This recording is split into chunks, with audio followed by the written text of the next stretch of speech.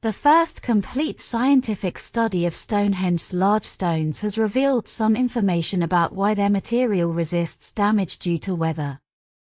Researchers recently described a series of examinations that gave a look inside one of Stonehenge's 52 large stones, known as sarsens. The researchers studied a core sample taken from one of the sarsens, called Stone 58, during repair work in the 1950s.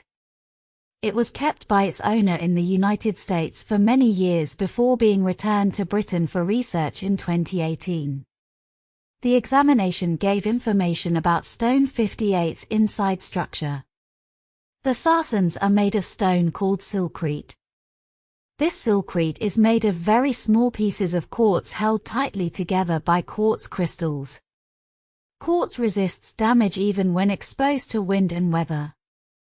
David Nash of the University of Brighton led the study that appeared in the journal PLOSONE. Nash said the sarsen's inside structure explains the stone's resistance to weathering and why it made an ideal material for monument building.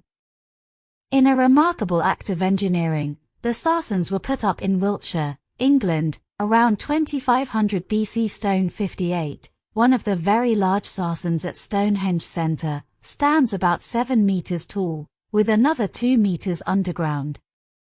The core sample is a rod of stone, about 2.5 centimeters in diameter and roughly a meter long.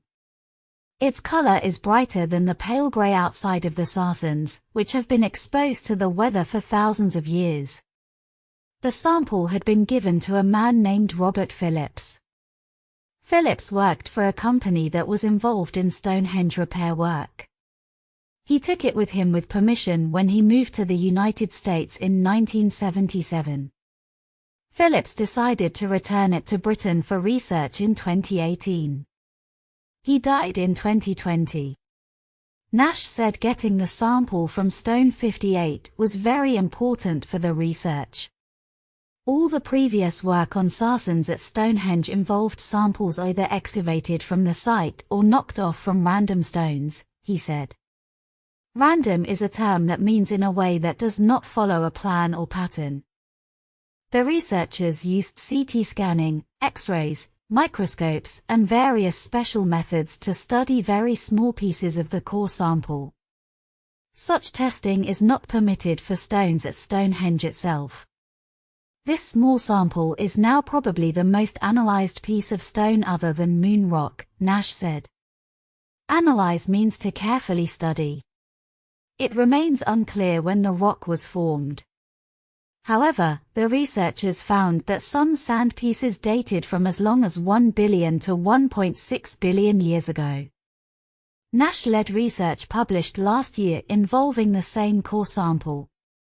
That research showed that 50 of the 52 sarsens share a common origin about 25 kilometers from Stonehenge.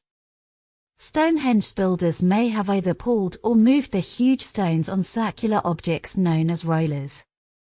Nash said there are still many open questions about Stonehenge. He added, "It's a site that is still rich with possibilities for doing more research."